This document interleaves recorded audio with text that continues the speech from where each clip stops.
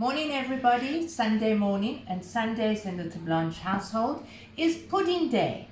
But we've kind of decided that we're not going to make a pudding because everybody, or many of you, have been asking for a favorite, and it's Etienne's favorite, and Shay doesn't like it, which shoots us down to the ground because that means that he gets none to eat, and that is the milk tart. And you know what's best about filming like this instead of lesson? Is that I've got my slippers on. That's the worst. I feel so undressed this morning, but it's Sunday. But we thought we don't normally do videos on a Sunday, but we just decided because it's milk tart and I'm going to take you through it very slowly, we are going to make it. Right. How is everybody? I hope everyone is fine. Hand sanitizer.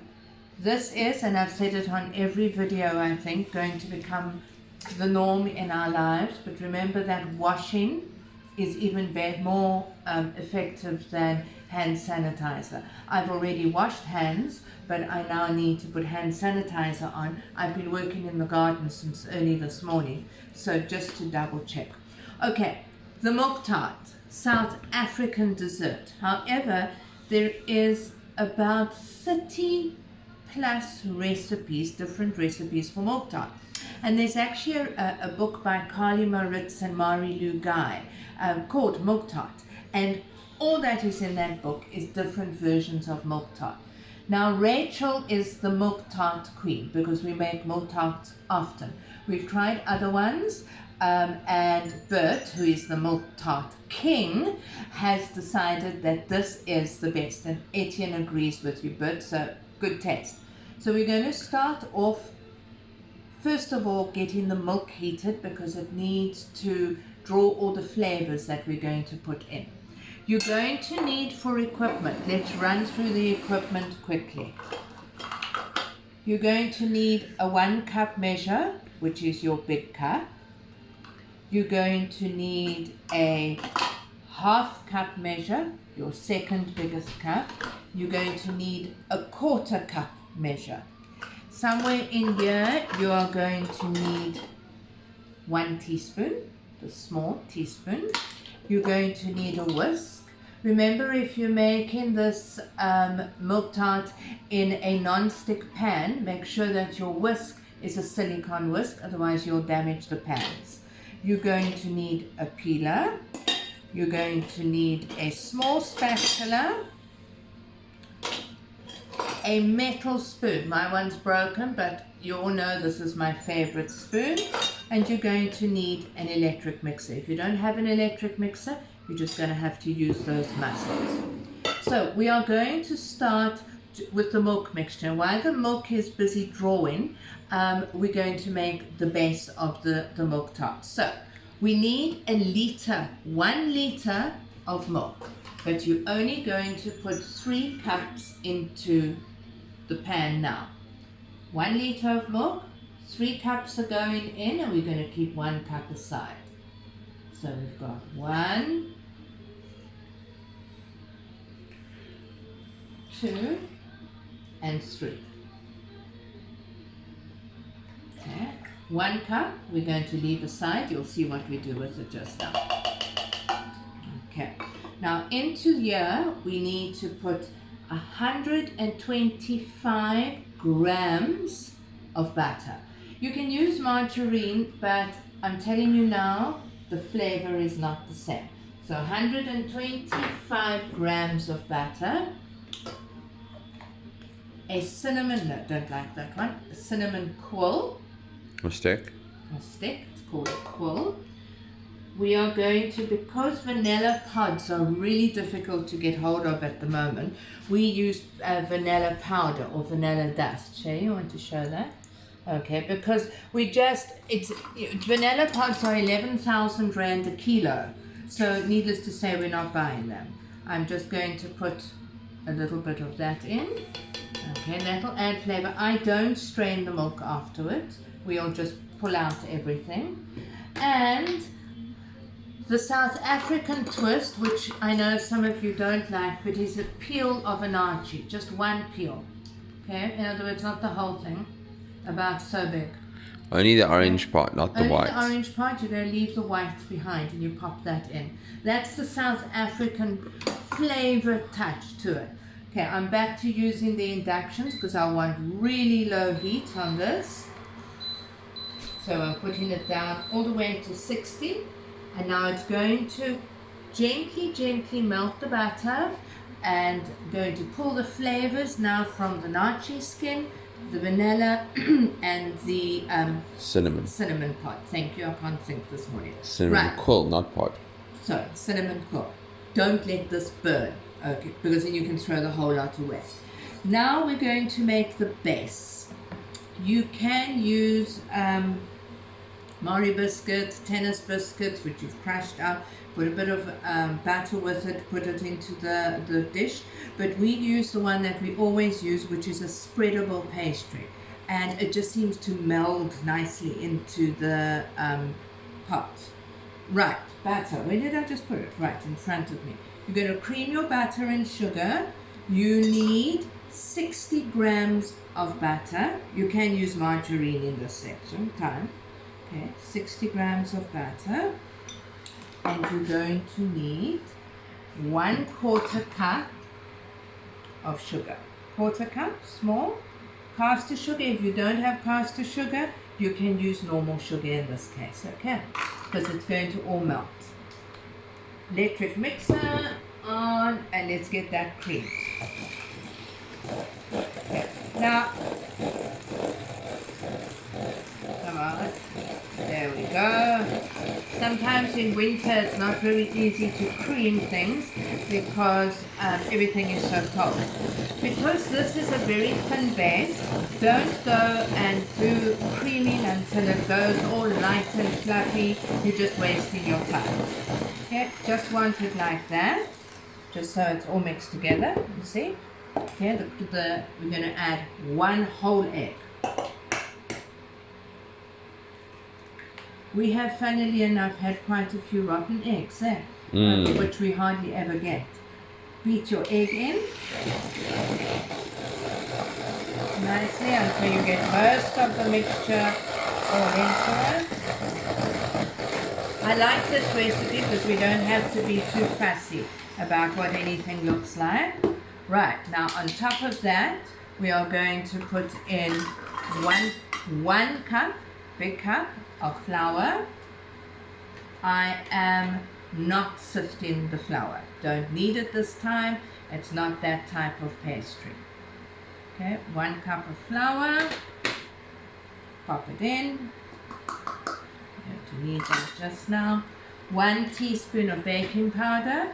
If you've got self-raising flour, you can use 1 cup of self-raising flour. 1 teaspoon baking powder in.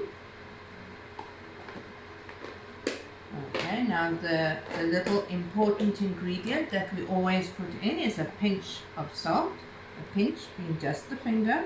Okay, that just enhances the flavor. And then I'm going to keep my milk with me. We don't need much. Okay, just a little drop to get it all in, because otherwise this happens. Just a little drop. Stop the flour going everywhere. Yeah, otherwise the flour goes everywhere. Unfortunate, this is one of the few beaters that has a real slow speed on it, and not like those other beaters that everything goes. Okay, Shay, are you catching this? Mm-hmm. Okay, right. Everybody see what this is looking like? It has just come together. Now I need to get that off. And mess everywhere else. Mess everywhere. Okay, let's just wipe up. I used small bowls so that it's easier for you guys to see what's going on. Okay. Now what I need these beaters. So what I'm doing is I'm taking that out and I'm just sticking it in hot water. That's your base. Take your pie dish. It doesn't matter what size pie dish. If you've only got tin foil, then it'll make 2 pies. And now this is enough for 2 pies. You plop this in. I love it because you don't have to roll anything. And you start spreading this around. Remember, again, it does not have to be beautifully done because this cooks into the milk tart. And while I'm watching here, multitask. Just get my batter stirred. Okay, just get that pushed in. As I say, if you don't want to do this, you can use the good old favorite of Marie biscuits, tennis biscuits. You can have puff pastry at the bottom. The only thing is you do need to cook your puff pastry beforehand, otherwise it goes, what's the word, Shay? Soggy. Yeah, it won't cook properly. Goes soggy and doesn't cook properly. And we did spray and cook the... Yeah, this time I decided that Shay's spraying and cooking, because every time I do, I just about die of coffee. And then we can't carry on with the video. Okay, you can see how untidy this is, and that is exactly what it should be. The only part that, you see, I like thick corners. Etienne doesn't, so I'm just scraping a bit. But that is what you're spreading your dough. If you want more on, you plop more on. I love this. So easy. Okay, this you can keep for your other pie. We're just going to do one today. So it is a little bit of a waste sometimes, but you cannot halve this recipe, the spreadable dough recipe. Okay, putting that away. Put in our base. Just want to check that. Our base away. And now we're going to start with the milk tart filling. Okay. Shay, just do this here so that they can see this part. Okay, right. So there's the milk and the batter slowly melting. No bubbles, no boiling. If you boil, your milk mixture is going to become less. Right, now let me get my whisks. You'll understand why I needed to wash the whisks in a minute. Okay, right. If any of you have different milk tart recipes, send them to us. Let's have a look at them. Let's see what comes out. When you use other beaters, or you just make sure that your beaters are really well washed, because you're going to beat up egg whites. And with egg whites, your beaters and your bowl and everything around you has to be super, super clean. Put that away. Now we're going to start with the mixture, because we're going to make a custard.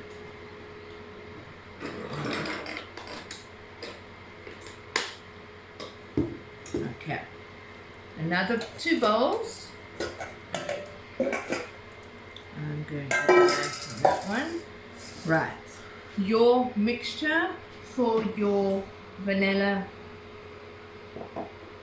milk tart is 4 eggs. They're going to be separated. You're going to need, now this sounds like a lot, and if any of you do wish to cut it down, you can. You need a cup of sugar.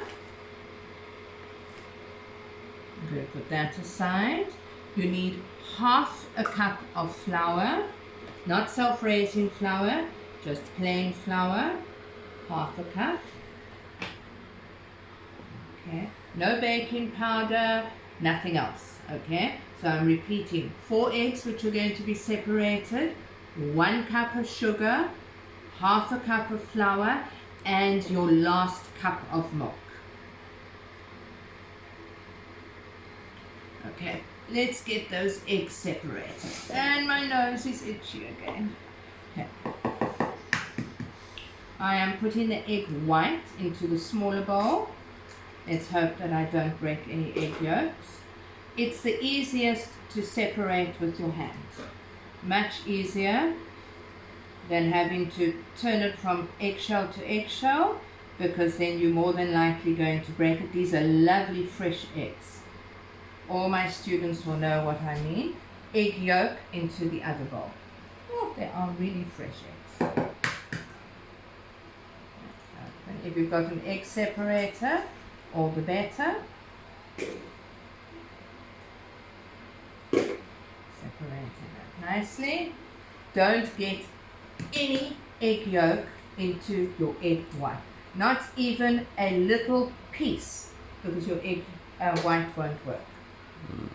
If you do, you can use your shell to fish it out. Yeah, but if there's too much of it, then you have a problem, because then you can't get it out. I know for some of you that looks ew, but it's actually quite a nice feeling. That lovely soft egg. Don't worry, I'll wipe my hands afterwards. Get that through. There we go.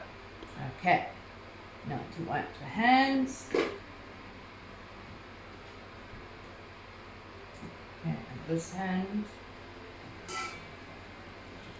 Okay, so we've got our egg whites. Now into the bowl with the egg yolks, we are going to put the cup of sugar and the cup of flour. And we're going to set it aside. What you're going to do now, because you don't want to end up washing, you don't want to end up washing your beaters again. You do your egg whites first. You beat them up until stiff peak, and then you do your custard mixture. Because if you did it there and then your beaters are dirty, you can't go and put them in there because you're going to have to throw them away or you're going to have to wash the beaters. So do your egg whites first. I want them nice, soft, nice, nicely. Let's keep it going.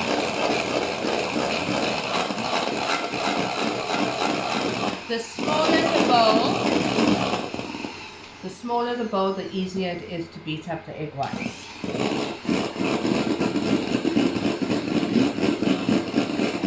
Don't beat them until they dry. Then you're going to have a very dry milk tart.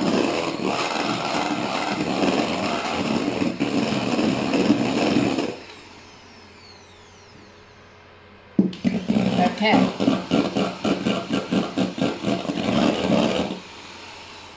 Rachel, I hope you're watching this. Are you ready? It's a pity Shay's not standing here. That's how you check that your egg whites are ready. You turn the bowl over, and if it doesn't pop out, your egg white is ready. Right. Now the egg yolk. Here's a little bit of a tip. If you start putting your beater on immediately, again, the flour is going to end up in your nose. So just put a little bit of milk with it. Don't put on your beater yet. Just mix it all around for a second, then switch it on. Now this has to be beaten to the stage where there's no lumps. Lumps equal lumpy milk tart. I like to beat it like this while it's still at pace. Throw in the rest of my milk. Gently put it on. Get it all through. We're going to use the hand whisk in a second. Okie dokie. Switch off. That is your egg custard mixture made. Simple. Wash. Now I'm going to take this whisk, because you'll see I've got pieces around the edge. Just scrape it and give it a stir with the whisk. Okay, now we're ready for action. Move these things around. In your pot, okay, make sure that your batter has melted, even though you've got to perhaps put it up again. Just remember, don't let it boil. I'm repeating this 100 times. It's not going to work if your milk mixture boils. And you're going to get ready with your custard. And here we go. Okay. Start stirring and drizzle your custard mixture in. You're catching it nice. It is such fun to do.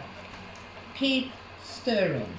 If you don't stir, it's going to catch on the bottom of your pot.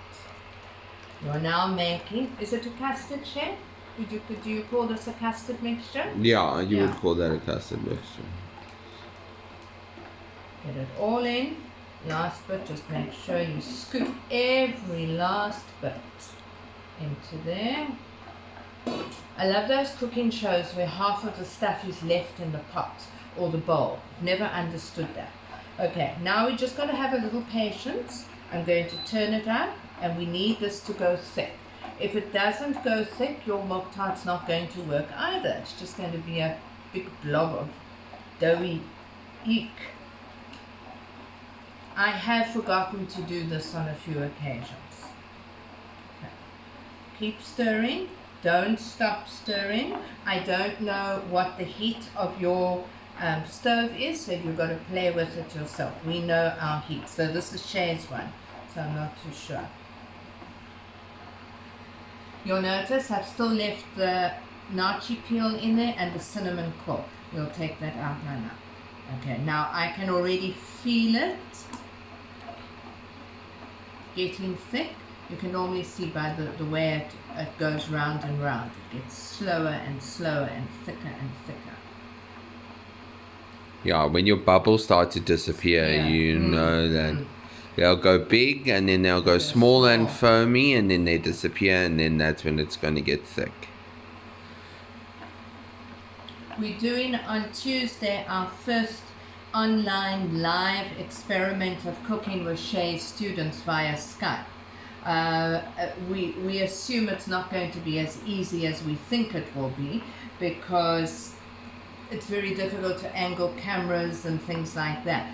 But I'm finding it great fun watching people like Jamie Oliver and his family, because his wife Jules is doing all the filming, and there's that pioneer woman who's also got all the family doing all the filming in the kitchen, and it's such fun to watch. It's actually quite funny to see all the boo-boos that go on, but it just shows you that everybody's real people. And obviously they haven't all got their fancy equipment. Jamie Oliver's wife, I think, is doing it with a camera as well, phone camera. Okay, right, turning up now because I get impatient. This must thicken a lot. There we go. Keep stirring. Don't ever stop stirring. Don't walk away. Don't go and look at somebody else and talk, because it will suddenly not work. Oh yes, an important thing perhaps, the type of pot that you use. Don't use a thin, cheap pot, because that will cause it to burn. This is a cast iron pot. Use something that is what's called a heavy base pot. The base is thick. Why is this taking so long, Shay? It's because you standing here looking at it. A watched pot never boils. We'll turn it up then. No, it's coming. There it is. Oh, there we go. See how the bubbles are going? Now you understand why I say don't walk away. Because suddenly, look at that. Here I'm moaning at Shay much better, that it's his fault that it's not thickening, and there, kaboom, it thickens. So if you look away and it suddenly does this, then, and it'll burn. See the bubbles are going? Bubbles are going. You see how it isn't flowing like water. I'm just going to let it cook for a few seconds like this. Then I've got to stick my fingers in there and take out the... Use your tongue.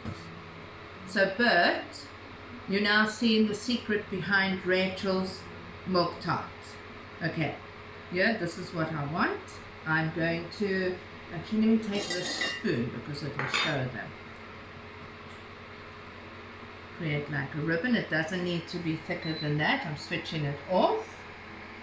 Just leave it to sit for a second while I busy hunt for the...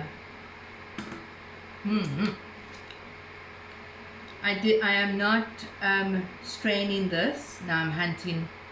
We normally, Rachel and I have got to hunt for the vanilla There parts. it is. You just There it is. Take it out quickly. Ouch. There we go. Okay. I want to show you what we mean. Okay, if you stick a spoon in it, you see how it sticks to the spoon, and if I go whoops, it stays like that. We're ready. We A for away. Keep your whisk by you, even though you are not meant to whisk in egg white, keep it with. Now what you do is you take a big ladleful of egg white, and you can get that one mixed in quite quickly. Don't have to be gentle with this one.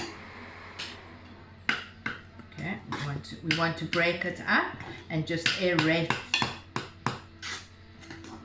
the mixture. Okay, this is where I normally use the whisk. Just want to break that up a bit. I know most of the recipes will, or chefs will go, oh no, you can't do that. Well, our milk tart is one of the best. Okay. If you don't have a metal spoon, use a very thin, sharp spatula, or even just get a dessert spoon. The reason for using a metal spoon is so that you cut and you bring over and you cut again. It's to stop the air coming out of your egg white. Folding it in. Folding it in. Around, under, and you bring the under over. Around, bring the under, over. Bit of a schlep to do because it looks like it's never going to work and you're never going to get rid of the egg whites. But it is important. If you use a wooden spoon, you'll take all the air out of the egg whites and you end up with a heavy milk tart. I'm full of R's and R's this morning. Sunday, we can't think straight. Yay, you don't get to eat this. Ouch. Okay, I'm happy. You see that? Okay. Take your whisk once more and just lightly give it a final fold. Not a beat, just a final fold. And bring your bowl towards you. Your oven has gone on to 180, 160 if it is your thermofan. Pick up your pot. I use that because these handles get very, very hot. Okay, and pour it all in. Yeah. Okay, Shay, can you actually help with the whisk just to get all of that out there? Yeah, so get somebody to help you with this part. You don't scrape the bottom too much. There. There we are. Okay. Don't forget to tell them to like the videos. There's Etienne in the background saying that if you watch the video, don't forget to press the like or unlike button because we need to keep the videos going. Otherwise, And YouTube, comment as well. And comment, otherwise YouTube throws us off. Cinnamon and sugar dusted over this. Now obviously we're not going to stay on the video for the half an hour, 30 minutes that it needs to be baked at. And when it comes out, we'll take a picture and then we'll post that as the thumbnail. Is it called the thumbnail? Mm-hmm. Okay. As much cinnamon and sugar as you want on it. Etienne likes a lot. There you are. You've got the pot to lick out, which is the favorite part. Into the oven, half an hour. It will rise and it'll look like it's falling over and then it'll sink when it comes out. Great. I hope you're going to make